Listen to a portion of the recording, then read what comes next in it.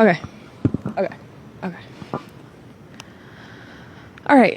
So, if you guys have been keeping up, last night, Friday night, Ari was arrested during City Market, as part of the protest.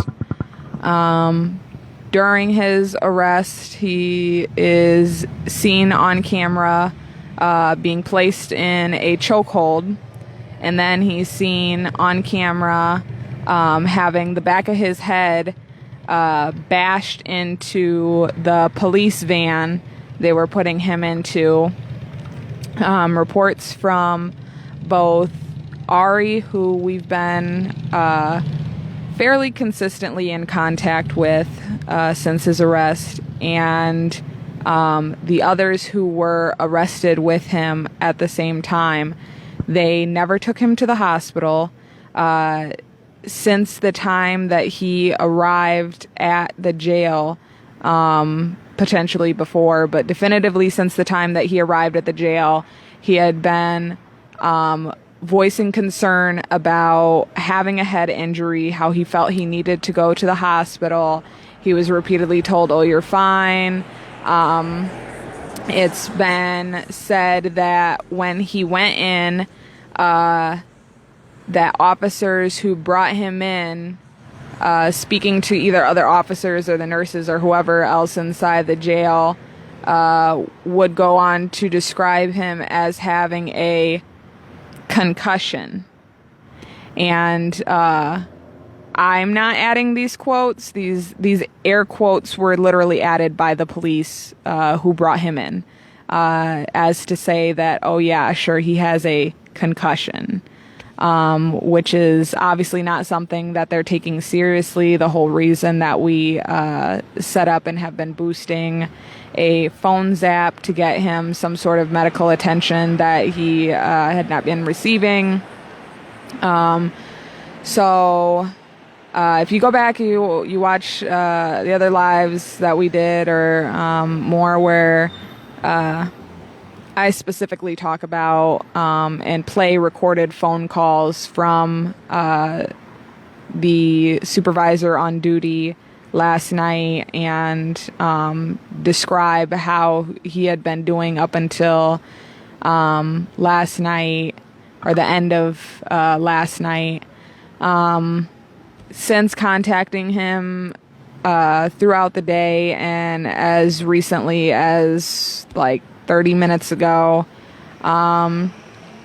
he has gone on to say that around 3 o'clock today, a nurse who works inside the jail came to his pod to check him out.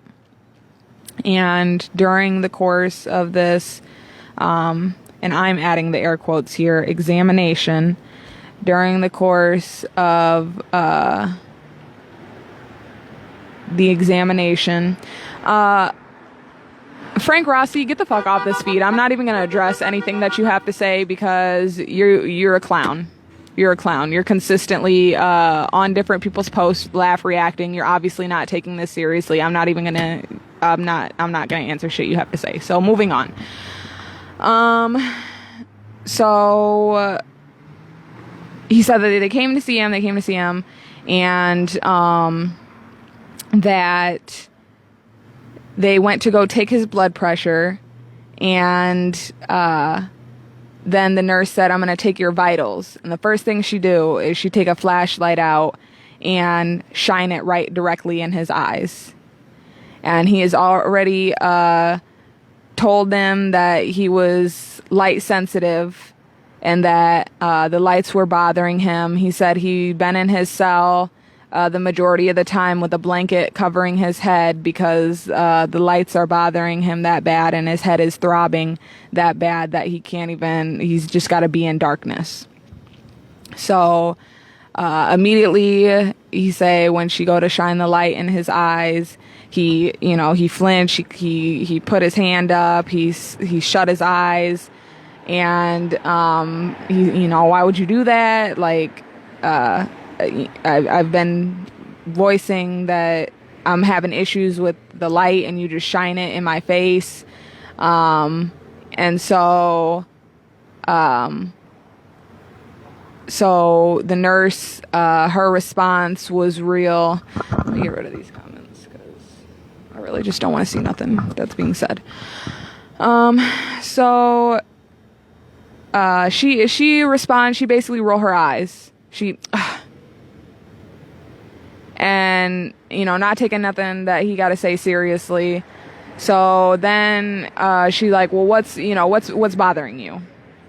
And he's going on to tell her, I got this big knot in the back of my head.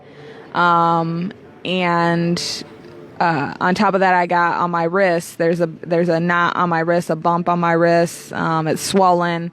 It's bruised all, around the, like, side, where like the bone sticks out. And she go on to look all up and down his arms, look at his hands, his palms, all in his fingers. And he's saying like, you're not giving no attention to where I'm saying is the issue is my wrist. You're looking everywhere but my wrist right now. And she, oh, well, this is all, the rest of this is part of your wrist or whatever. And then, he was like, she like offered him some ice. And he was like, well, my main concern is the fact that I got this big knot in the back of my head. I got a concussion. I asked to go to the hospital, and, so she go to feel it. And I guess she, responded that, oh, this little knot here, this is like half the size of a dime. And he's like, no, it's not. Like, he said, admittedly, the swelling has gone down, a little bit since he was first arrested and he first sustained the injury, but not enough to where, it's, like an insignificant, barely noticeable or barely feelable, sized, knot or swelling. And so then she's going on, she's talking about, because he asked to go to the hospital, she was like, there's no record of you being taken to the hospital. And he was like, yeah, I know, I'm asking to go because they didn't take me. In the last video, to just touch back on it, they, say that if he sustained a head injury, that, he would or should be taken to the hospital, seen by a doctor, and then cleared to be released into police custody. If he was brought to the jail with a head injury, supposedly the nurse would not accept him into the jail, that she would tell the arresting agency that they would have to take him to the jail, be seen by a doctor, cleared, and then brought back, and have some type of medical discharge paperwork in order for him to be processed into the jail. None of that happened. And it wasn't until today, when the nurse came to see him at around 3 p.m. and after they had told numerous people that had been calling all night and all day and all afternoon that he had never actually gone to the jail. So, this is something that they've acknowledged, the nurse has acknowledged to Ari. We have no paperwork that you ever went to the jail, and that's what everyone has been saying. That everyone who has a legitimate concern for Ari has been saying. Anyone who's talked to Ari while he's been in, his parents, any of us down here, he never went to the hospital. The people who were with him when he got arrested say they put them all in the van. They took them down to the jail. Once they got down to the jail, the officers who brought them in started saying, oh, Ari has a concussion, and that when they went to, when you first go get processed into the jail, they pat you down and you have to go through this x-ray machine. There are people that were there to witness the fact that he could barely stand on his own. They had to prop him up and tell him to place his hands against the wall of the machine to stabilize himself to be able to even make it through this machine. Once he got in there, it is reported by people who were arrested alongside him that he was throwing up. He threw up, he went to the bathroom, he threw up, and then multiple times after that, he would return into the cells that they have in booking and be dry heaving, saying that he hadn't had much to eat, and that the first time he went there, he basically threw up all he had to eat, and that when he would go back in there, he would be attempting to throw up, but he didn't have nothing to throw up. He'd just be dry heaving. And so then, that's when he first got in there. He's obviously showing all the signs of having a concussion. It's there whether or not if you're not trying to see it, you're not going to see it. If you have the mentality that you're just going to be disagreeable to everything that we have to say and skeptical of everything that we have to say, you're not going to see it. But anybody who is looking for any type of connection, his head with any type of object, anybody who's looking to see that knows exactly, without any type of leading or persuasion, they would be able to point out exactly in the video where you can see his head connect with an object and what is the most likely reason that he sustained a concussion. So he's showing all the signs. He has a concussion. We've spoken to him. He is open to us discussing his history and his treatment and everything. We've always wrote on full transparency. So Ari has had previous concussions. He's sustained previous concussions, multiple concussions, during his high school football career. And so he knows what it feels like. He knows when, he's got this throbbing sensation. It feels like he says his brain is just pulsating. He's laying there in his cell and his brain is just boom, boom, boom, boom, boom, boom. And, having the light sensitivity, everything is just so bright. He's describing sounds as being just like he can hear every single minor audible detail in everything. He can just hear everything so loud and so clear, just right in his ear. And then he's throwing up. He's not eating. He's had all the signs, and he's gone through this before, so he knows his body. He knows enough to be able to say, this is what I'm going through. I've been through this before multiple times. I'm going through it again. I want to go to the hospital. I want to be seen by a doctor. He was adamant about, I need to go to the hospital. Can you take me to the hospital? And they were just like, no, you're fine. So then during the course of this examination, the nurse is saying, well, the CO said that you've been moving around, getting around just fine, and you've been eating just fine. And he's like, no, I haven't eaten anything but an apple since I got here. Which, again, they were taken into custody roughly 7:30. I know him to have not eaten, I want to say since like 4 p.m. yesterday. And he was saying that since he had been there, since he had been in police custody, he had thrown up the food that he had eaten for the day yesterday, and that since he had gotten there, he had only had an apple. And then the nurse really turn around, look at the CO, and be like, "Is that true? Well, like, why do you need confirmation? He is in a cell. The treatment that they were offering him previously, not that it has increased much of any, but the treatment that they were offering him was that he would be in a cell with a camera. He said the only difference between where I am at now and me having been in general population like he's been before, is the fact that his cell has a camera. So, he's gotta, they're watching him 24/7. And you're gonna sit there and say, oh no, he's been eating just fine, he's been doing just fine. You can see him. You can see him in his cell. You can see that he's not eating. You can see that he's laying there with a blanket over his head. It's all, supposedly on camera, and supposedly somebody's watching it. So to sit there and be like, oh, well, the COs, said that you're eating, or to turn around and be like, oh, is this true? Is he really not eating? Why the fuck would he sit there and tell you I haven't eaten anything but an apple the whole time I've been here? Like he was sitting there fucking maxing on all the food.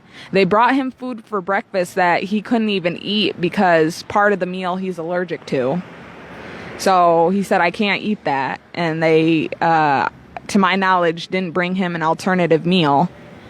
So then he said, the CO said, well, I know he didn't eat lunch, but I don't know about the rest of, the day, the rest of, eating. I don't know if he ate for the rest of the day or, what all he's eaten, but I know he didn't eat lunch.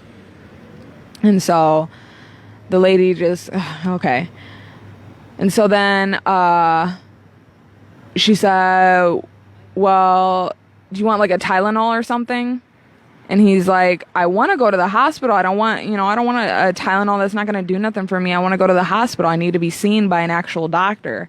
And she's like, okay, so I'm just going to mark down that you're refusing treatment. So he was like, okay, well, I'll take the Tylenol, but I'm telling you that that's not going to fix anything. That's not going to help me any in this situation, and it's not going to do nothing for me. I need to be seen by an actual medical provider that is separate from the jail. Because let's be honest, even if somebody else signed their paychecks, or they got a different company name on their ID badge, or their supervisor isn't somebody from the county or whatever, these nurses, they're part of the jail. They're part of the prison industrial complex. They're all part of it. For you to sit there and have to be so callous towards someone's genuine concern for their safety, and then for the concern of other community members for that person's safety, shows that you don't really give a shit. You're there for a paycheck. You're there to keep an eye on people, to legally keep people alive. And as I was told by the CO, that if someone were to die under their watch, that doesn't look good on them.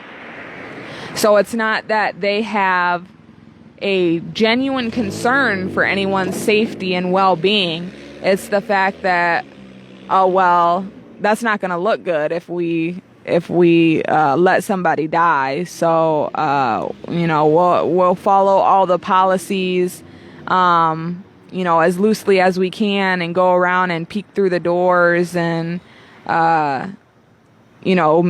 serve them their meals at mealtime. But we're doing all we can, which is really all they're legally required to do, but it's not all that they can do, and it's not all that they should do. The medical staffers that are inside there, to my knowledge, are nurses. They're not doctors, and that's not to say that nurses in general are insufficient medical providers, but they're not doctors, and they definitely don't have the technology and the resources in there to provide the same type of care that you would get in a hospital. The medical staff in the jail is essentially the equivalent to a school nurse. You go to a school nurse and get an ice pack and an Advil and get sent back to class. It's not nothing for comprehensive medical care. It's not nothing that is no life-saving technology or anything like that. You go there to get held over. You go there to get something to just to keep you going or make you feel a little bit better until the end of the day or the next day, to where you can get to an actual doctor in a clinic or a hospital and get receive genuine medical assistance. So this isn't treatment. This isn't healthcare. This is, anybody can go in and say, well, you want some ice, your head hurts, you want a Tylenol, and that's not that's not a CAT scan to see if he's got any brain trauma or bleeding in his brain. That's not an X-ray to see if he's broken any bones or fractured any bones. That's not healthcare. That's not healthcare. She can't just poke around and be like, oh no, you're fine. Like, you cannot see that. You cannot see that from the outside. I've personally had my own experience with medical professionals where I went in and complained about a very specific thing. And they took a look and they were like, well, you seem fine, but because you keep complaining about this very specific thing, we're going to run these very specific tests. And lo and behold, that very specific thing that I had come in to complain about was exactly what was wrong with me. So you can't just look at somebody and say, oh, well, it looks like you're fine. Because we know our bodies. We know our bodies.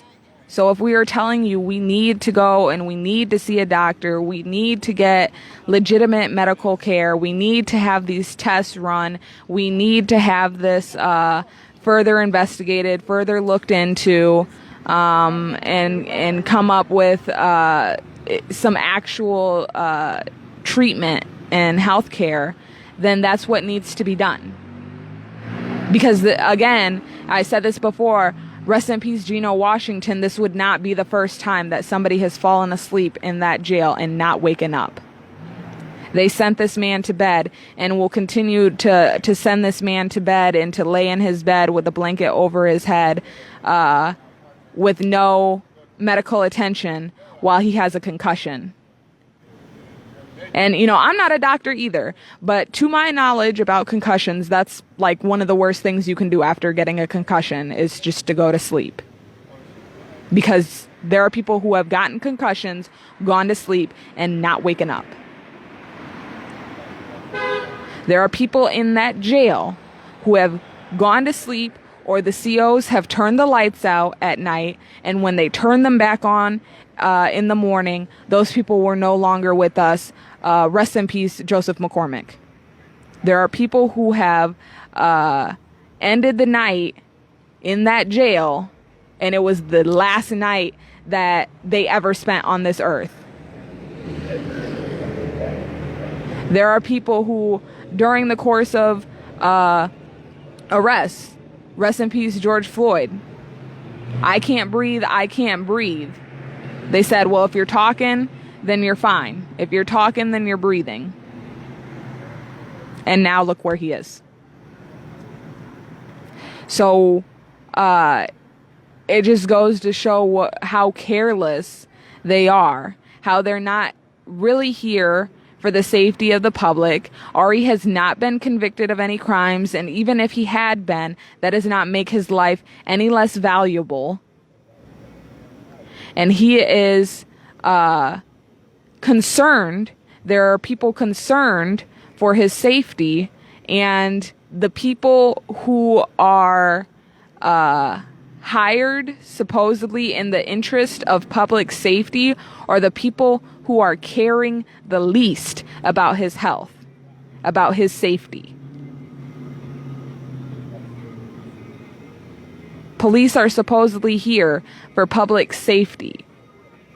But when they are the ones that are actively putting people in danger, actively putting people's health at risk, actively harming and injuring people, then it's up to the community who funds them to step in and say, no, this is what needs to happen here. He needs to receive proper medical attention. A Tylenol is not proper medical attention. He said that it did nothing for him. He does not feel any differently after taking the Tylenol than he did before taking the Tylenol. He said that they came around again at what time? 9? I think 9, he said. They came around and they were doing the night medication rounds, and he said that they said, you want another Tylenol? And he was like, fuck it. He put in a request for sick call to go to the hospital, and he said that we're not sure anything's gonna come of it, but just to have a paper trail, just to say that I asked to go to the hospital, he requested that they take him to the hospital. So I think that the phones app that we have been doing got them to budge a little bit, but it's still not enough, because Advil is not treatment, Tylenol is not a treatment, ice pack is not a treatment. That's not gonna show or stop any internal injuries from progressively getting worse. It's not going to show them any trauma that he has inside his head. It's just not good enough. It's not good enough, and everybody is under the understanding that the reason that they even did that much is so that they could say they did that much. The reason that they went up there and even seen him was because they had previously been telling everyone he's been receiving treatment. They've been checking on him. They've been doing this for him. They've been doing that for him. They took him to the hospital, blah, blah, blah, blah, blah. And none of that had happened. But now they can say, well, the nurse went and checked him out and he's fine. He doesn't have a concussion and whatever.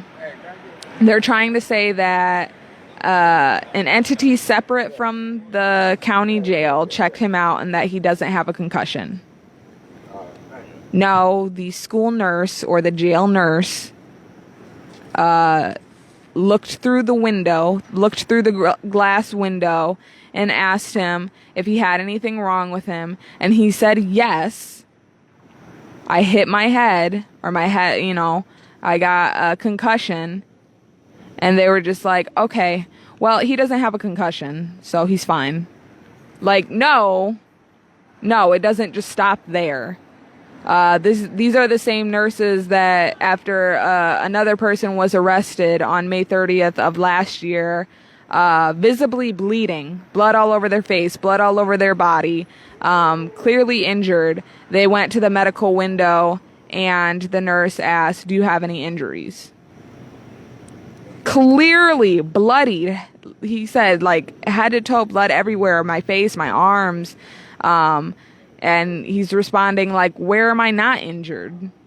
There's blood everywhere. These are the same people that will give you, if you're bleeding, they'll give you a wet nap. Or they'll literally wet a paper towel from a paper towel dispenser and call that medical care. No antibacterial wipes or bandages or anything like that. They give you a wet paper towel and send you on your way. This is not medical care. This is not health care. This is not treatment. These people are not equipped to treat people. When Tyrus Jones was shot October 2nd of this last year, the moment he woke up in the hospital, they cleared him and the officers came and brought him to the jail. Then once he got to the jail, He couldn't even walk. He was wheelchair bound. When he got to the jail, they said, we do not have the equipment here. We don't have the personnel here. We do not have the resources to treat you medically in this hospital, or sorry, in this jail. We don't have the resources to treat you in this jail. So what we're going to do is we're going to recruit an outside entity, a doctor, whatever, to come in and treat you, and you will be paying for it out of pocket. Any commissary you get is going to be taken to pay for it. You can't have no money on your books. It's all going to be taken to go to pay for this healthcare provider to come into the jail and to treat them for the things that they should have been treated for. Tyra should have been treated for while he was in the hospital.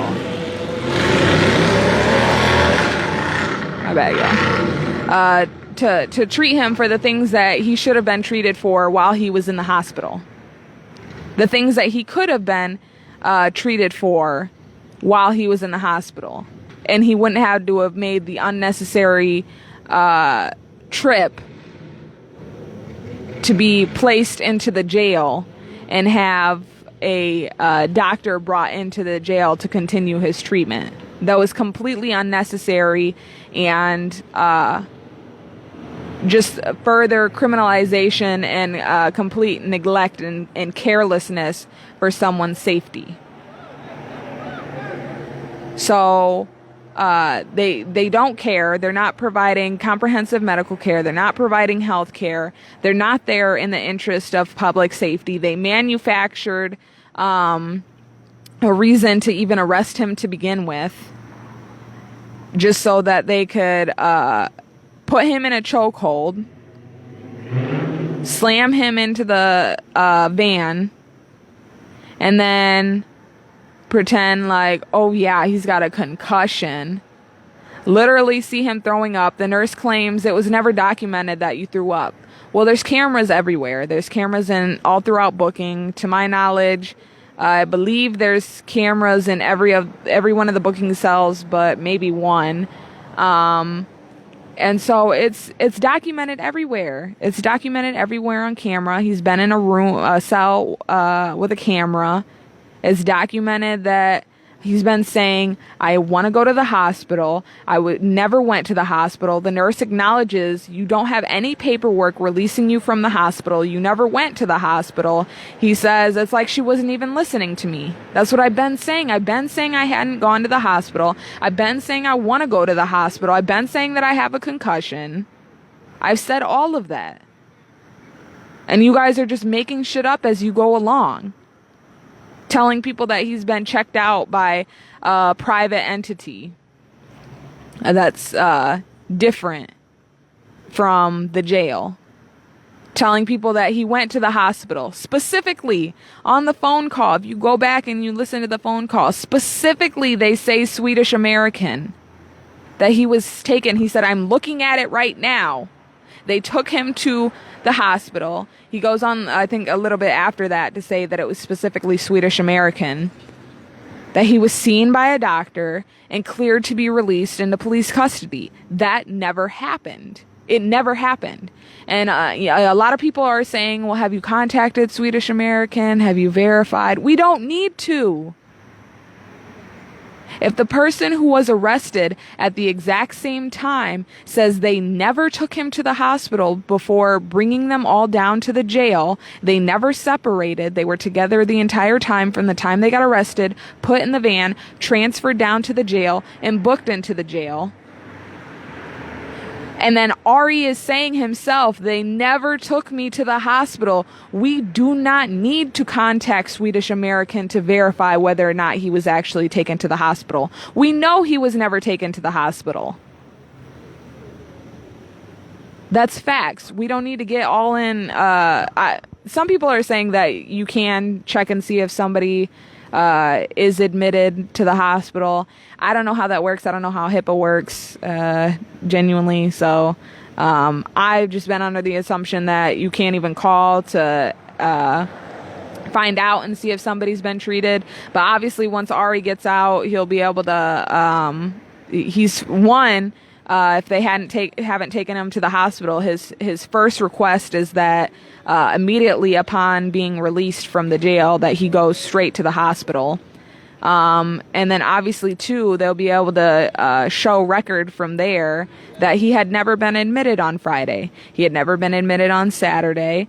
And hopefully something does move them. Hopefully you guys continue to call. We can all continue to call, continue to get people involved, continue to get politicians involved, clergy members involved, healthcare providers involved, anybody you know involved, to be able to get him taken to the hospital so he can get some type of health care.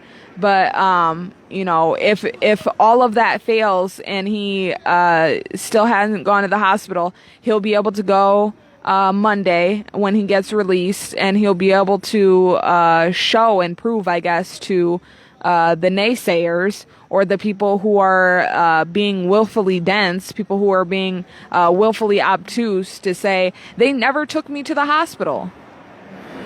The nurse acknowledged, you have no paperwork saying that they took you to the hospital. And it's because it never happened. So while she keeps saying, oh, well, the CO said that that you were doing this and you were doing that. Yeah, well, the COs and the supervisors have also been on the phone telling everybody that he went to the hospital and that he's getting some treatment. And it just never happened. They go on, and the rest of this evaluation, and he's saying, I'll take the Tylenol. And they're like, well, we're going to say, they were saying that they were initially going to mark down that he was refusing treatment. And he said that I'm not refusing treatment. And then he's saying, I'm not actually eating, contrary to what the COs are saying. I'm having a hard time. I'm still, going to lay down. Up until the last time I spoke to him, he's still saying, he talking about laying down and still having this throbbing sensation in his head. And there is nothing being done. There's nothing being done. And the nurse is talking about, she doing her whole, sighing and rolling her eyes. And she said something about him being nasty or rude. And he's like, I'm not trying to be rude. It's just the fact that I've been asking to receive some type of medical attention and I'm not getting it. You're not believing what I'm trying to tell you. You're not listening to me. You're turning around and saying things that I've already tried to tell you. You're not really trying to give me no type of treatment. Nobody's trying to give me any type of treatment or take me to the hospital. And they really clearly only even went up there to say that they had went up there and, oh yeah, the nurse checked on him. So now when you call and they say, well, the nurse checked on him and they've been giving him treatment and they gave him medication and this, that, and the third, he said that the Tylenol is not doing anything for him. Since he has taken the Tylenol, nothing has changed. Nothing has changed about how he feels. Nothing has changed about his sensitivity to the light. Nothing has changed about his appetite. He can't consume food. He can't. He feels like any little bit he eats, he's gonna throw up. Nothing has changed. The Tylenol didn't change anything. Her shining a flashlight in his face didn't change anything. Her going up there and taking his blood pressure didn't change anything. It didn't do anything.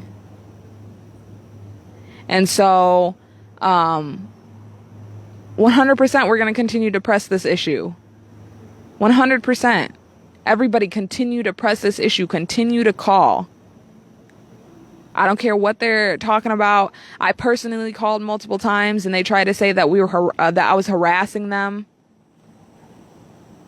They said, I'm going to call and report you for harassment. And at that point, they had never even answered my question. I called, I got on the phone and I'm like, I'm calling about Ariel Perez to see whether or not he's received treatment for his concussion that he sustained during his arrest. And they're like, he's, receiving treatment. He's in 24-hour surveillance in a medical wing. And I'm like, that's not anything. That's not treatment. That's not. And then, like, the phone would go dead. So no, you didn't really answer my question. You didn't answer whether or not he's gonna be taken to the hospital. You didn't. So I would call back, and they'd be like, "Are you just gonna keep calling?" Yes, and you should too. Fuck whatever they're saying about harassment. Fuck whatever they're saying about they took him to the hospital. Fuck whatever they're saying about he's receiving treatment. He's not. He is not. From himself, from Ariel Perez, he is not receiving any type of comprehensive treatment. He is receiving inadequate treatment. They're putting on a show to say that they treated him. They gave him something. They checked his vitals. They checked his blood pressure. And he's still alive. I was told one of the last times, I believe I called this morning, and they said, I was like, is he even, I'm checking to see if you took him to the hospital yet, if he's receiving treatment, if he's even alive. And they're like, well, obviously he's alive. Obvious to who? Because you didn't take him to the hospital. You put a person with a concussion in a cell and said, okay, lights out, go to bed, without ever actually giving him any type of medical assistance, medical treatment. So, he's not getting it. He's not getting it. So continue to call. If you go back a few posts, you can see where I kind of describe his when he entered into the jail, but he was described by other people that he got arrested with that he was visibly concussed upon entering the jail and being booked into the jail. The officers who brought him in acknowledged, even if they did it with sarcasm, even if they were being condescending, and even if they felt like he was faking, or they felt like he was not telling the truth, or they felt like there was nothing wrong with him and that he was fine, they're not doctors. The police are not doctors.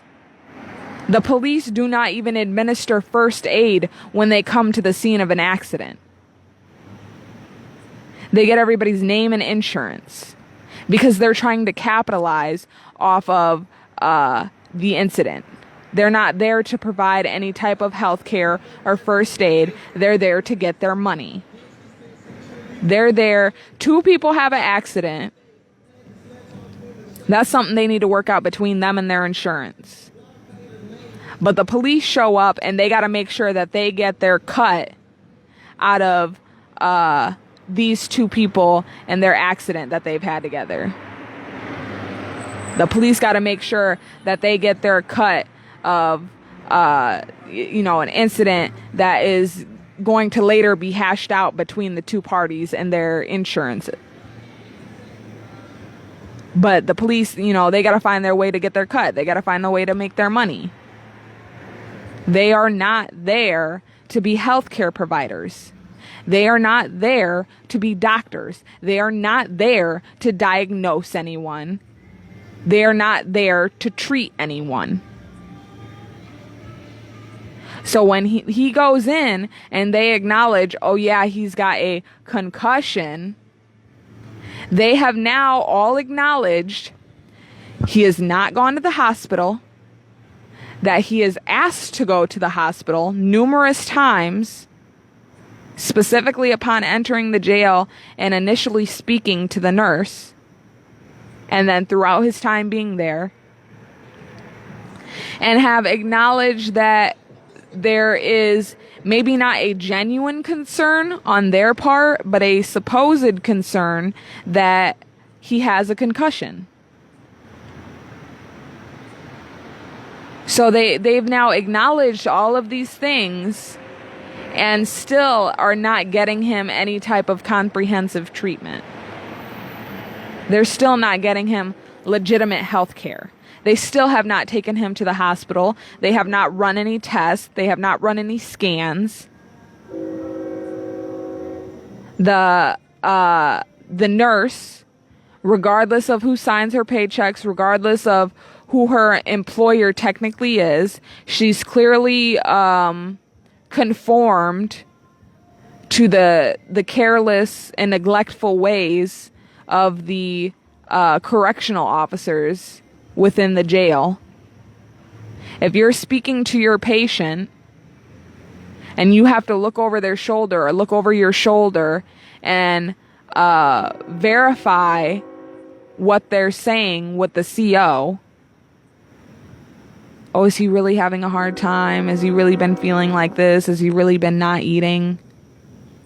Then you don't have no fucking business being in healthcare.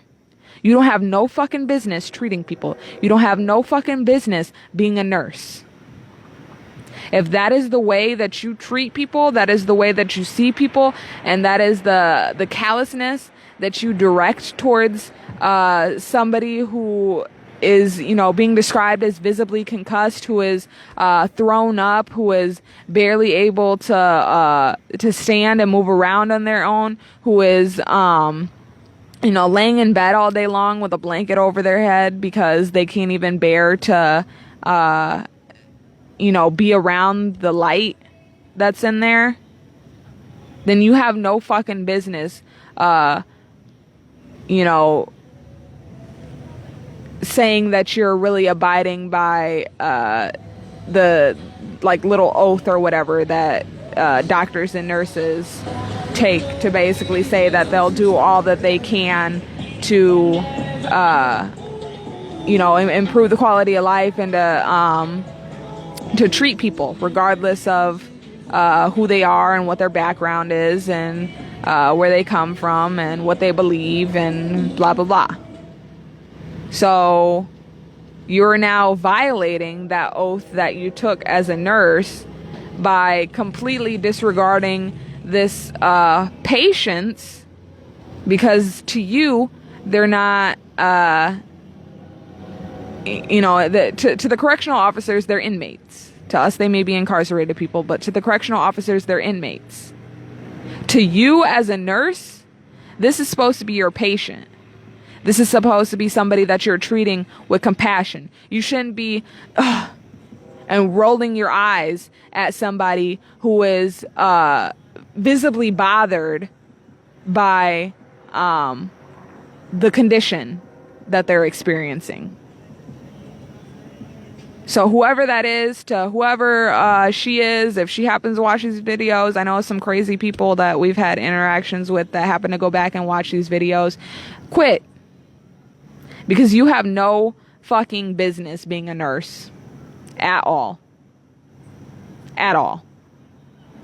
If you don't care about these people because they're in the jail and you're criminalizing them, even though I would argue that probably the majority of the people inside the county jail haven't actually been convicted of the crime that they're being accused of, that they're awaiting trial for it, or a good at least half. There's a lot of people in there, that will be in there for years, plural, years, before they ever go to trial, or be in there for years and convinced that if they just take a plea that they'll get let out with time being served, even though they didn't commit the crime. They're willing to take it just to get out because it's traumatic and agonizing to be in there, because they clearly don't give a shit about you when you're in there. They do not value the lives of the people that are inside that jail. And it shows.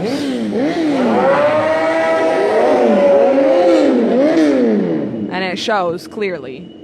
They do not care. So to whoever that nurse is, and to whoever the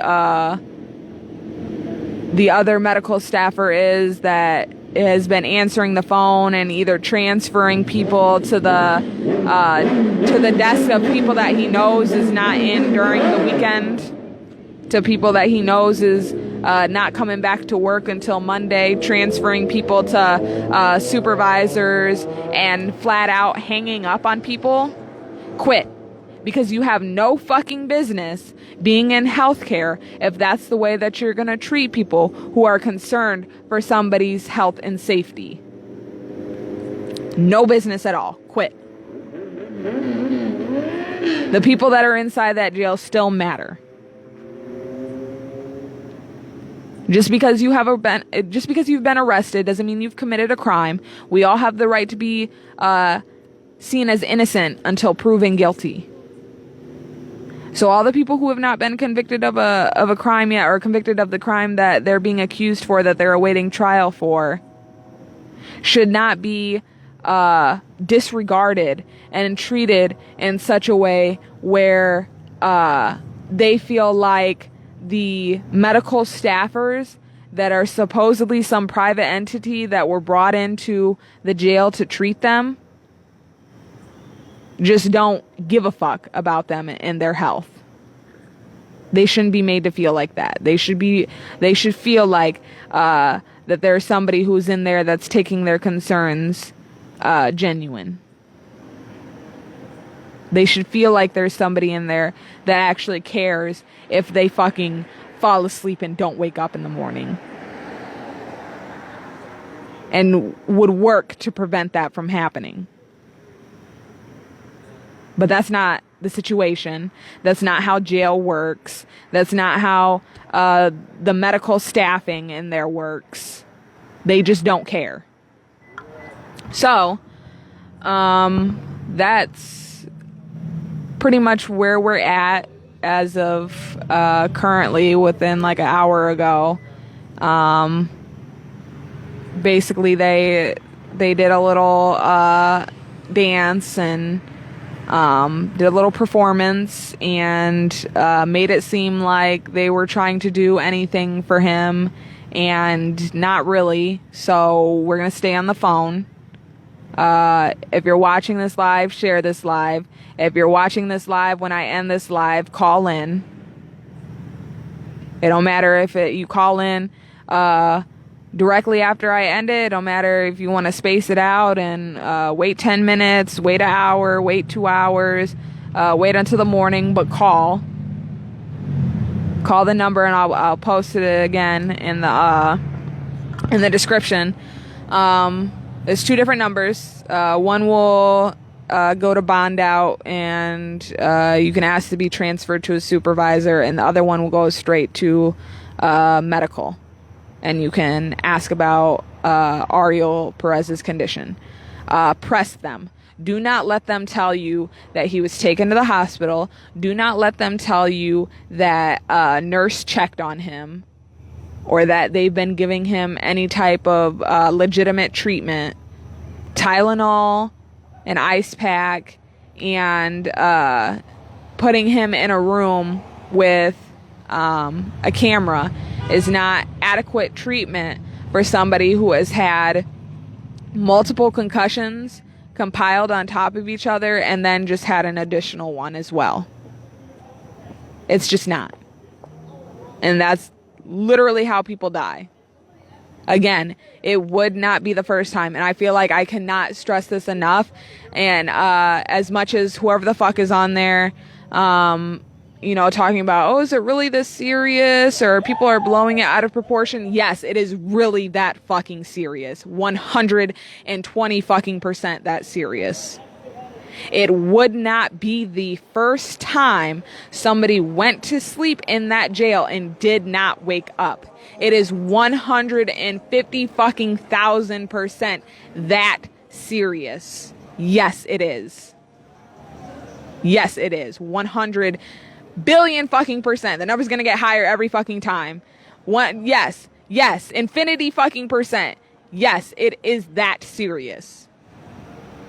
So continue calling, continue staying in contact with them, putting pressure on them, specifically asking them, take him to the hospital.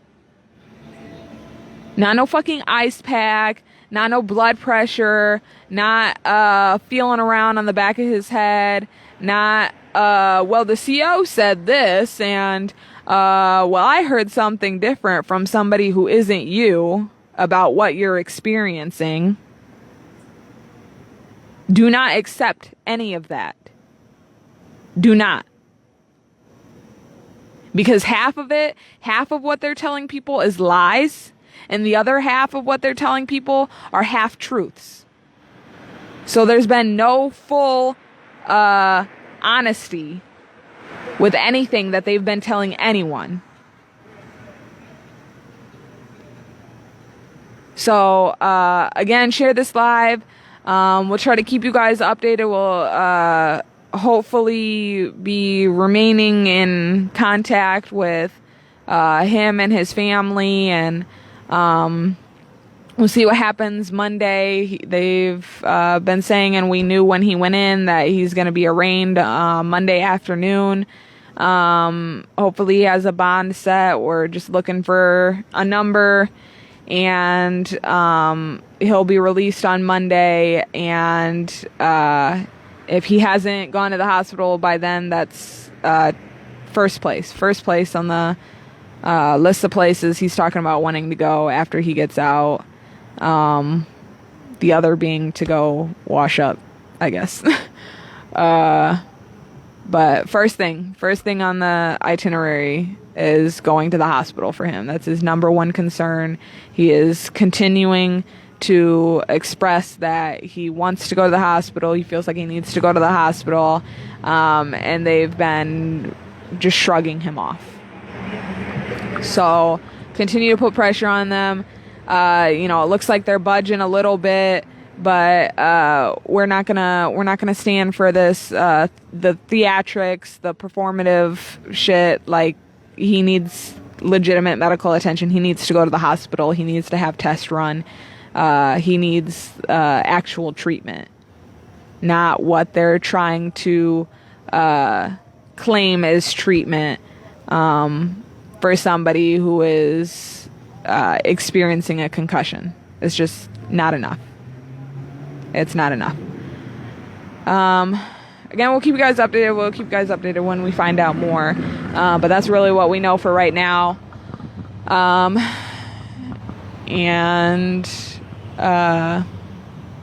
guess that's it. That's really all I gotta say. All right. Bye. We outside.